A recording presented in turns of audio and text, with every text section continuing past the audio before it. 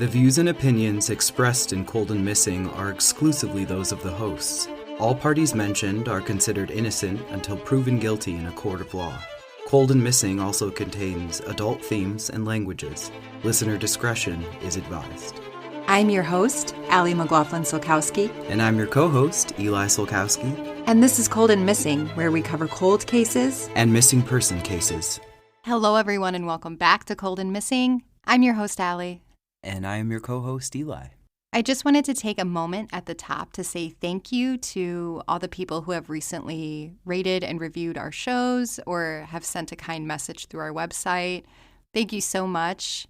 I was just going to take a moment here to ask you to rate and review the podcast. I know I normally do it at the end, but while I got you here and while I'm saying thank you, it really helps others find this podcast and get more traction on stories like the one we're going to tell today. Should we get into it? Yeah, let's just jump right in. Let's do it. So today we're covering a missing person case, and we are covering the case of Ellabeth Mae Lodermeier. And this takes place in March of 1974 in Sioux Falls, South Dakota. But first, a little bit about Ellabeth.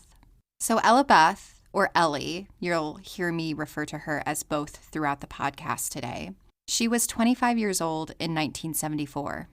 She was in the process of getting divorced from her soon-to-be ex-husband, Gene Lodermeier. Everyone described Gene as her estranged ex-husband at this point in her life. She had filed for divorce a year earlier in 1973. Ellabeth's family never approved of their relationship. Gene was controlling of Ellie, even going as far as disabling the brakes in her car so she couldn't attend college classes. When she filed for divorce, she said under oath that Gene was abusive to her, something that he later denied also under oath. Ellabeth was moving forward with her life. She had graduated from Augustana University with a degree in social work. Family and friends of Ellie said she was so easy to talk to, and they thought that she would excel as a social worker. She was living on Indiana Avenue by herself. She had a new boyfriend that also lived in Sioux Falls. She met her new boyfriend, Jerry, the night she filed for divorce from Gene, and the two quickly became enamored with each other. Jerry said years later, quote, "She has a personality like you can't believe. We hit it off. I mean, we just flat hit it off. We liked each other immediately," end quote. Friends and family said that Ellabeth was a fun and carefree person. She had a caring spirit and a way of making others feel seen. And now a timeline of events. So on March 6th, 1974, Ellabeth is last seen at her home on Indiana Avenue in the early evening hours. The home, I believe, was owned by Gene. At this time in 1974, he owned lots of rental properties around the area. The home was a 2-flat house, and Ella was staying on the first floor, and somebody else was renting the second floor. The end of her divorce was finally in sight, and she had a court date set in 3 weeks for it to be finalized. Ellabeth's boyfriend, Jerry, was out of town that evening, but he agreed to call her between 9 and 9:30 p.m. He called 3 times between that time frame, and each time the phone was picked up by the person who was renting the upstairs apartment. There was a shared phone at the home that both the neighbor and Ellabeth had access to, so it wasn't unusual that the neighbor would pick up the phone. She was last seen at her house, wearing a blue pea coat, blue shirt, and blue jeans. She was 5'1" and 105 pounds, with light brown hair and green eyes. The next day, March 7th, Ellabeth was working at the Community Services office in Sioux Falls as a social worker when she failed to show up for work and she didn't call in sick, which was unusual for her. Her coworkers became worried, and they called Gene, as he was still legally her husband. Gene and a few coworkers go over to Ellabeth's home. They find the doors locked and her car is still in the driveway. Gene was able to enter the home. It's unclear how he did, if he had to break in or if he had a spare key or access. It's unclear, but he is able to get in. When he enters the home, he finds a pizza with a single slice missing. Bread was left rising on the countertop, and there was spilled flour on the floor. Ellabeth was nowhere in the apartment. The only 2 things missing were her purse and her jacket. Gene will report her missing to the police that day. One of Ellabeth's friends will get a hold of Jerry to tell him that she was missing. Jerry said his first reaction was fear. He says, quote, "I got in the car and headed straight to Sioux Falls. To me, it was obvious that she didn't just leave. There's no way it wouldn't happen," end quote. Years later, after he retired from the force, one of the original investigators of Ellie's case said, quote, "It appears that she didn't disappear of her own volition," end quote. When Jerry arrived back in town, it's unclear if it was on the 7th or the 8th. He went straight to the police station where they immediately gave him a polygraph test. Police cleared Jerry immediately. He said, quote, "When I walked out of the polygraph test, the guy that administered it said, 'This guy didn't have a damn thing to do with this,'" end quote. Police continued to search for Ellabeth over the next few days. But a week after her disappearance on March 14th, the police asked the community to check abandoned farm buildings on their properties or areas where a body could be concealed to help assist them in their search for Ellabeth. In April of 1974, Ellie's parents write a statement for the local paper begging the community for information about their daughter and to ask that the community talk to their public officials and the police so that way Ellie's case continues to get resources for the investigation. In June of 1974, Ellie has been missing for 3 months at this point. Gene is treated for a gunshot wound in his left hand. He told police that a man followed him home and pulled out a gun. The man put the gun into Gene's stomach and the two started to scuffle. During that scuffle, Gene is shot in the hand. It's unclear, but it doesn't ever seem that anyone is arrested for this incident. As the months continue to drag on, in September of 1974, Ellabeth has been missing for 6 months now. A woman using the bathroom at the Canadian National Railway in Dauphin, Manitoba, Canada, the woman found 3 of Ellabeth's credit cards in the restroom. Investigators scurry to try to find any evidence that Ellabeth was ever there, but they come up short. Police have no idea how her credit cards ended up 10 hours away in Canada. Years later, the current investigator, Detective Pat Mertes, says, quote, "It appears it was probably a red herring to throw investigators off," end quote. Ellie's family and friends believe that the worst has happened. From the beginning of her disappearance, they believed that Gene had a hand in it. Nobody thinks that she got up and left on her own accord. It's unclear exactly when it happens, but police ultimately classified this case as a homicide. In 1978, so Ella has been missing for around 4 years now, Gene finally finishes the divorce from Ellabeth and it becomes legal. Gene, also during this year, files a lawsuit against the city of Sioux Falls, claiming that he was harassed and followed by police during their investigation of Ellie's disappearance. Gene claims that in March of 1974, that's when Ellie disappeared, that police held him for questioning for 21 hours without being allowed to eat, sleep, or use a phone. He also claims that he was held in the Minnehaha County Jail for 9 days. It'll take until 1980 for this lawsuit to finally go to trial and be presented in front of a jury, and in the end, the police were found not guilty of harassment. I'm unclear exactly when it became official, but by 1986, Ellabeth was officially declared legally dead. She had been missing for 12 years at that point.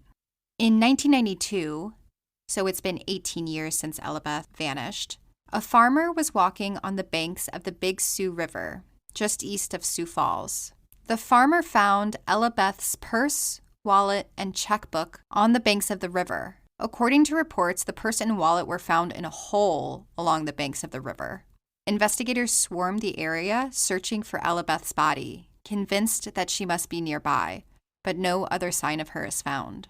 In October of 2000, so it's been 26 years since Ellabeth vanished, and Gene takes out an advertisement in the local paper, but he just publishes a long letter asking for a fair trial. At this point in his life, he had been given a 45-year sentence for what he says is possession of stolen property. However, local media describes his case as part of a grand theft case. In this published letter, he also claims that Ellabeth's disappearance, quote, was directly connected to a police officer she worked with, and the fraudulent investigation that followed should no longer be kept secret, that a retired Sioux Falls detective supplemented that evidence, named persons involved, offered to supervise excavation by the police clubhouse where her purse was found, and pay expenses if her remains are not recovered." End quote. Now, that statement didn't make a ton of sense to me. For example, he says offered to supervise excavation by the police clubhouse where her purse was found. But we know that her purse was found by a river. I don't believe it was by a police headquarters. I thought that maybe there was a typo. Since this was an advertisement, the newspaper wasn't proofreading. They just printed what he wrote. But that is his statement. And then he goes further into describing his mistreatment by police over the years and his unfair sentence. But as of 2002, Gene is paroled from prison. Ultimately, he'll pass away in April of 2013. In 2016, police announced that they desperately want to close the case.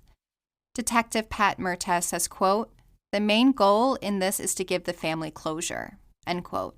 Police confirmed that the only person of interest in this case was Ellabeth's estranged husband, Gene. But as he died in 2013, he can't answer any more questions for police. Detective Mertes says, quote, "He was never able to be 100% cleared," end quote. Other people of interest were investigated and cleared over the years. But the renewed energy around Ellie's case brings in 17 new tips. However, they all end up fizzling out. In 2018, so it's been 44 years now since Ellabeth disappeared, her niece, Elizabeth Crow, still wants to find answers to what happened for herself and for her mother, Ellabeth's sister. She says, quote, "It's disappointing. Somebody has to know, I feel, but it's just getting them to come forward and say it," end quote. Jerry, that's Ellie's boyfriend at the time she disappeared, hopes that Ellie can be put to rest by her parents. He says he goes to visit her parents' graves and leaves flowers and prayers once a year. Quote, "There's no place for Ellabeth. It's like she didn't exist. But she did exist, and she was a beautiful person," end quote. In November of 2019, so it's been 45 years since Ellie disappeared, police bring in 2 cadaver dogs to search the area where her wallet was found for around 3 hours. Police tell the paper that Gene had connection with the area where the wallet was found, but they don't elaborate on what that connection is. But Gene did own a lot of property in Sioux Falls when Ellie disappeared. The search resulted in some areas of interest for investigators, but as of 2024, it does not appear that any additional information was uncovered as a result of this search. So March 2024, just this past month at the time of recording, it's been 50 years since Ellabeth went missing. Police still want to bring Ellabeth home and give answers to her family. Detective Pat Mertes is still working the case and asks that anyone with information about Ellabeth or about any unusual habits or activity Gene may have had in the past to please come forward. You can reach Detective Pat Mertes directly at 605-978-6797. Or if you want to submit a tip anonymously, you can call Crimer Stoppers Sioux Empire at 1-877-367-7007. And the sources for the timeline today come from Argus Leader, the Sioux City Journal, SDPB Radio, and the Charlie Project. So that is the case of Ellabeth Lodermeier. When I was listening to you tell Ellie's story and the details started to unfold, my heart sank a little bit because of the time period that it takes place in. And I think if you have an interest in true crime or, have been engaging with true crime stories in the way that maybe Ellie and I have, that the 70s was a particularly violent time in, I'm sure, world history, but, more locally American history. A lot of serial killers came out of that time period. So my heart just breaks for that time, and including in this case. And not to, disparage the dead, but in these cases, like, you always look at the husband. You always look, I say that as a husband, like you always look at the husband or the boyfriend, and like his track record wasn't great. Gene just sounded like a scuzzball. I guess we know he was abusive, so maybe I don't need to be as eloquent in speaking about him. The guy was a piece of shit. I can even feel myself like getting sweaty talking about this because I'm just angry that there's just another case like this of another woman who is just like lost to history and time. It's just really sad. Yeah, I'd love to just hear your thoughts and feelings. Well, one thing I just kind of wanted to say at the top is I was really conflicted about using her last name as Lodermeier, because at the time of her disappearance, she was 3 weeks away from finalizing her divorce. She was thinking of herself already as a divorced woman, as a single woman. So, I really kind of struggled with if I should use that name, but that's what all of her information is linked to. So if other people want to look into her case or talk about it or submit a tip, it is under the last name Lodermeier. So that is ultimately why I chose to do that. But I did kind of wrestle with that, especially because, she says under oath that he was abusive. But, I'm not defending Gene at all. Like, I agree with you. Like, I definitely think that he, like, is a scumbag and was not, like, a good guy.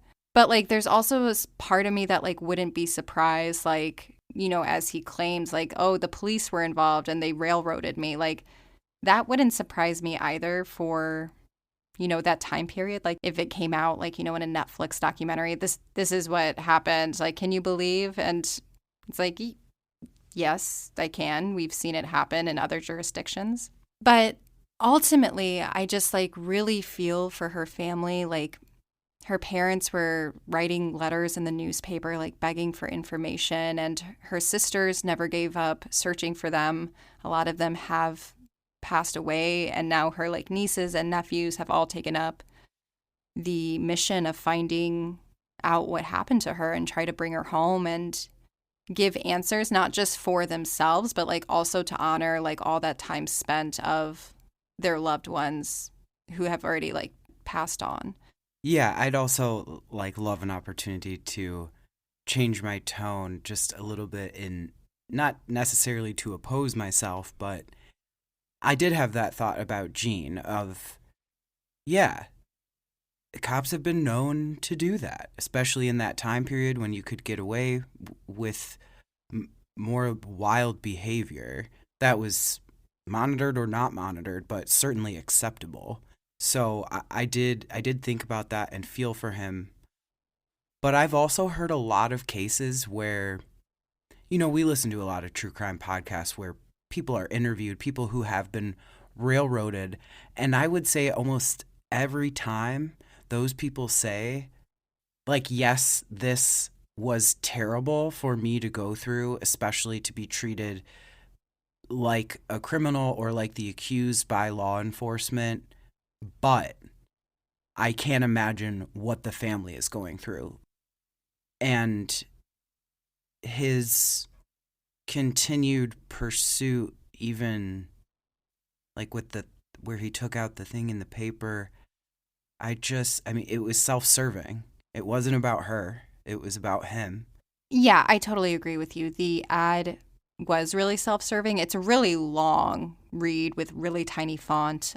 And he mentions Ellie's case kind of at the beginning. Like, basically that quote that I read is the long and short of it. And then it gets into, the harassment he says he faced by police, which a jury later says, the police were not guilty.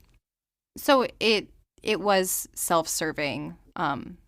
And I didn't mention this in the timeline because I wanted to stay focused on Ellie, but he kind of had a string of things follow him. For example, he was seen smashing windows at a department store by an officer, and a year later that officer had a car bomb placed in his car, and Gene was a main suspect in that. He was never charged with the car bombing, and he was never charged in Ellie's case, just to be clear. But he was heavily suspected in both of them. And, you know, the detective that's on the case currently, Detective Mertes, seems very dedicated to Ellie's case and getting answers. I can't speak much to, like, the investigators at the time. I don't really know what they did and didn't do. If it was talked about in the paper, I couldn't find them, or those, I just didn't have access to them. But I couldn't really find much along the lines of searches in the neighborhood, or, you know, obviously they weren't collecting evidence or doing crime scene evidence collection like they do today. So, you know, police later talk about DNA and if that had been a thing or something that they had thought about when collecting evidence, if they could have solved the case with DNA. But it's pretty clear that they don't have DNA based off of those comments, I presume. Some of my, like, burning questions in this case, if I could have one thing answered for me, it would be, what was the condition of, like, her wallet, her purse, like those items that were found, I believe it was 19 years later after she had disappeared in the hole by the river. I wonder what condition were those in? Do police think that those have been there since 1974, or were they maybe put there more recently? I just would be so curious as to know the condition of what those items were. Yeah, the sudden appearance or finding of those items was very interesting to me. And, you know, it could be a bunch of different things, but to me, you know, the first, like, couple things I thought of those discarded items is they were placed there or discarded there by someone who was on the run or in a hurry to get rid of stuff. Yeah, because I kind of took those items as, like, somebody took the time to bury it. So, like, not necessarily somebody that was on the run, but, like, I do see that as well. But it's like, this is, to me, my first knee jerk was like, oh, somebody took the time to bury this, but it's not near her body. We know that. Like, police searched that area and she wasn't there. So it's like, why that spot? Why that area? Why not throw it in the river that's right there? Like, there's so many questions. Why bury it? Like, yeah, there's a lot of questions around that. There is always the age-old, they walked away and started a new life. And I would say that, I mean that in, like, you know, sometimes with these cases, people will say, well, maybe they just ran away and they were never seen from again. And in this case, I do think there is argument for that possibility, except for the boyfriend, that she seemed to be very, like, excited about this, you know, nice new man in her life that was loving her in the way that you should, and that her divorce was done. Like, there, she was excited, and you don't walk away from a life that you are excited about. So that's, I don't know if that ever came up. I hope that's what happened in this case. I hope that she just planned it out, figured out a plan. She was going to put her credit cards in Canada and her wallet near a river and walk away and completely start over, start a new life. She was 25. Let's go. I really hope that's what happened and she's lived a very long and meaningful and purposeful life. But if that's not what happened, then I really do hope that we can get her home. We may never have satisfactory answers as to what happened to her, but I think that kind of quote that her boyfriend said, you know, years later, he was in his 70s when he was being interviewed by the paper, but of just, you know, she mattered. She was here, you know, just a place for other people to come and leave flowers and prayers for her. I really hope that the family gets that and they get that closure to this chapter that it seems like they are seeking.